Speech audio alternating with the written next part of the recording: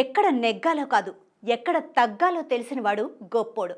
ఇది పవన్ కళ్యాణ్ నటించిన సినిమాలోని ఓ డైలాగ్. సినిమాల్లోనే కాదు, రాజకీయాల్లోనూ తగ్గడం ద్వారా నెగ్గి చూపించారు పవన్ కళ్యాణ్.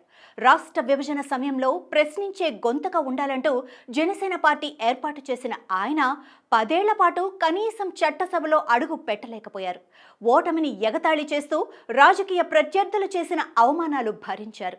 వైఫల్యాలకు వెరవకుండా ఎదురొడ్డి నిలబడ్డారు. వెన్ను చూపకుండా ప్రజాక్షేత్రంలోనే కలబడ్డారు. ప్రభుత్వ వ్యతిరేక ఓటు చేలనివ్వబోనని ప్రకటించి కట్టుబడ్డారు. టీడీపీ బీజేపీలతో కూటమి కట్టడంలో కీలకమయ్యారు.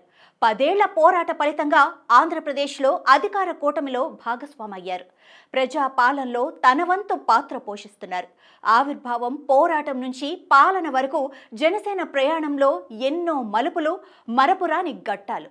పిఠాపురం వేదికగా జనసేన 12వ ఆవిర్భావ దినోత్సవాలు జరుగుతున్న సందర్భంగా పార్టీ ఒడిదుడుకులు, విజయ ప్రస్థానంపై ప్రత్యేక కథనం.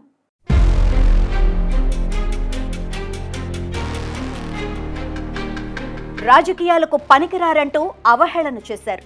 అసెంబ్లీ గేటు తాకనివ్వబోమని శపథం చేశారు. అయినా సరే ఆయన పని ఆయన చేసుకుంటూ వెళ్లారు.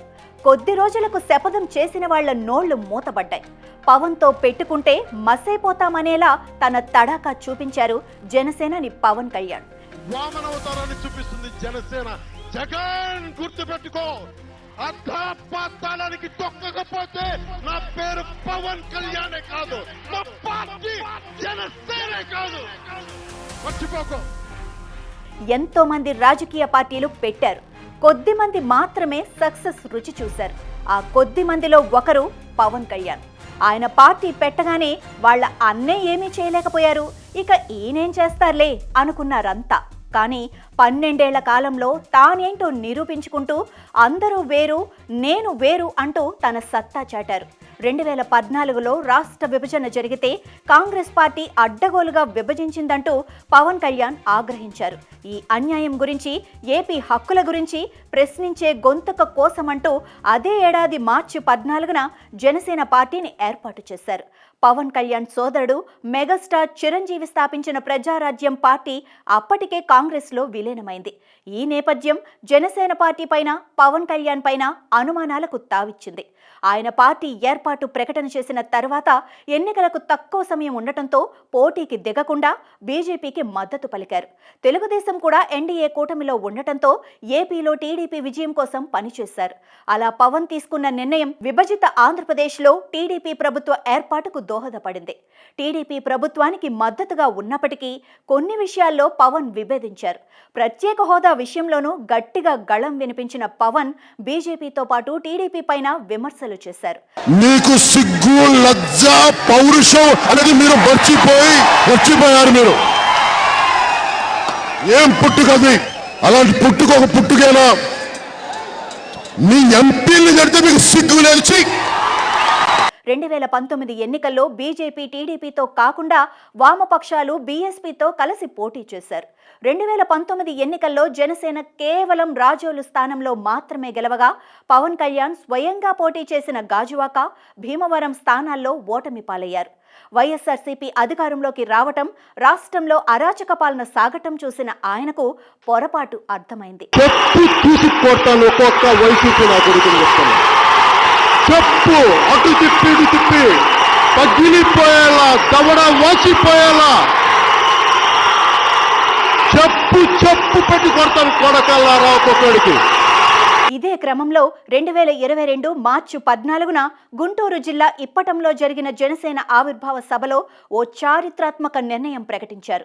ప్రభుత్వ ఓటు చీలనివ్వబోనంటూ ప్రకటించి పొత్తుల ఎత్తులకు శ్రీకారం చుట్టారు. ఆంధ్రప్రదేశ్ లో ఎక్కడికి వెళ్ళినా ఒకటే సంకేతం, మార్పు జరుగుతోంది, ప్రభుత్వం వస్తోంది, కూటమి ప్రభుత్వం వస్తోంది, వైసీపీ ప్రభుత్వం కింద పడి నేల రాస్తా వెళ్ళిపోతా ఉంది. పొత్తులపై ప్రకటన చేసినప్పటి నుంచి జనసేనపై వైఎస్ఆర్సీపీ ఒత్తిళ్లు మొదలయ్యాయి. విశాఖ పర్యటనకు వెళ్తే పవన్ ని పోలీసులు అడ్డుకొని కారులో నుంచి బయటకు చూడొద్దని ఆంక్షలు పెట్టారు.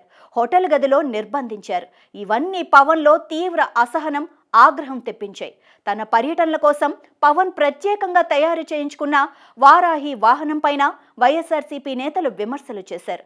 అదే వారాహి వాహనంపై 2023 మార్చి 14న మచిలీపట్నంలో నిర్వహించిన పార్టీ ఆవిర్భావ సభకు పవన్ వెళ్లారు. జన సైనికులు వారాహి యాత్రలో కథం తొక్కారు. జగన్ ప్రభుత్వాన్ని కూలగొడతానని పవన్ ఆ సభలో చేసిన శపథం పార్టీ శ్రేణుల్లో కథనోత్సాహం నింపింది. వామనవతారాన్ని చూపిస్తుంది జనసేన. జగన్ గుర్తుపెట్టుకో, అర్ధపాతాళానికి తొక్కకపోతే నా పేరు పవన్ కళ్యాణే కాదు, మా పార్టీ జనసేనే కాదు, మర్చిపోకో. జనసేన ఆవిర్భావ సమయంలో పవన్ కళ్యాణ్ వెంట చెప్పుకోదగిన నాయకులు లేరు. పార్టీ నిర్మాణం సరిగ్గా జరగలేదు. సినిమా హీరోగా చరిష్మా, ప్రజల్ని ఆకట్టుకునే ప్రసంగాలే ఆయనకు ప్రధాన బలాలు. కానీ ఎన్నికల్లో పోటీ చేయటం, గెలవటం కోసం ఇంకా చాలా కావాలి. రాజకీయ ఎత్తుగడలు, బలమైన నాయకులు, పార్టీ నిర్మాణం చాలా ముఖ్యం. వీటిపై సరిగ్గా దృష్టి సారించకపోవటం వల్ల జనసేన 2019 ఎన్నికల్లో విఫలమైంది. గెలిచిన ఒక్క ఎమ్మెల్యే కూడా వైఎస్ఆర్సీపీ పంచన చేరారు. పార్టీ తరపున పోటీ చేసిన కొందరు నాయకులు జనసేనను వీడగా, కష్టకాలంలోనూ పవన్ మొండి పట్టుదలతో పార్టీని ముందుకు నడిపారు. రాజకీయ వ్యూహాలతో పాటు రాష్ట్ర అభివృద్ధి, ప్రజలకు మేలు చేయటం గురించి ఆలోచించారు. పందా మార్చుకొని వెంటనే బీజేపీతో జతకట్టారు. ఆ పార్టీతో కలిసి కొన్ని కార్యక్రమాలు చేశారు. చంద్రబాబు అరెస్టు సమయంలో అండగా నిలిచారు. రాజమహేంద్రవరం జైలులో చంద్రబాబుని కలిసి వచ్చాక టీడీపీతో పొత్తును ఖరారు చేస్తూ ప్రకటన ఇచ్చారు. ఈ 24 ఎన్నికల్లో వైసీపీ పోయేలాగా, జనసేన తెలుగుదేశం పార్టీ ప్రభుత్వం ఏర్పడేలాగా ముందుకెళ్దాం. పవన్ కళ్యాణ్ బీజేపీ పెద్దలను కూడా ఒప్పించి 2024 ఎన్నికల నాటికి టీడీపీ ఎన్డీఏలోకి రావటంలో కీలకంగా నిలిచారు. ఈ క్రమంలో పవన్ పై వైఎస్ఆర్సీపీ విమర్శలతో విరుచుకుపడింది. ప్యాకేజీ స్టార్ అని చంద్రబాబుకు అమ్ముడుపోయారని ఆరోపించారు. సీఎం స్థాయిలో ఉన్న జగన్, పవన్ వ్యక్తిగత జీవితం పైన విమర్శలతో అక్కసు వెళ్లగక్కారు. సొంత నియోజకవర్గం నేతలతో పవన్ను అదే పనిగా తిట్టించారు. జగన్ ఎత్తులన్నింటినీ టీడీపీ, బీజేపీతో కలిసి ఎన్నికల్లో పవన్ తిప్పికొట్టారు. జగన్ను అధపాతాళానికి తొక్కి తీరతానని సవాల్ విసడమే కాకుండా నిజం చేసి చూపారు పవన్. 2024 ఎన్నికల్లో కూటమికి జనం జైకొట్టారు. ఎన్నడూ లేనంతగా అఖండ విజయాన్ని కట్టబెట్టారు. జనసేన 21 అసెంబ్లీ, 2 పార్లమెంటు స్థానాల్లో బరిలో దిగగా 100% స్ట్రైక్ రేటుతో గెలుపొంది చరిత్ర సృష్టించింది. ఎన్నికల తర్వాత జనసేన ప్రభుత్వంలో భాగమైంది. ఉప ముఖ్యమంత్రిగాను, వివిధ కీలక శాఖల మంత్రిగాను పవన్ తనదైన మార్కు చూపిస్తున్నారు. ఇప్పటికీ కూటమిలో చిచ్చు పెట్టేందుకు వైఎస్ఆర్సీపీ చేయని ప్రయత్నాలు లేవు. వాటన్నింటికీ చంద్రబాబుతో కలిసి పవన్ ఎప్పటికప్పుడు చెక్ పెడుతున్నారు. పొత్తుల్లో భాగంగా కొన్ని చోట్ల సీట్లు దక్కని వారిలో కొందరికి నామినేటెడ్ పదవుల ద్వారా పవన్ న్యాయం చేశారు. పార్టీ నేతలపై ఏ చిన్న ఆరోపణ వచ్చినా వారిపై చర్యలు తీసుకోవటానికి పవన్ వెనకాడటం లేదు.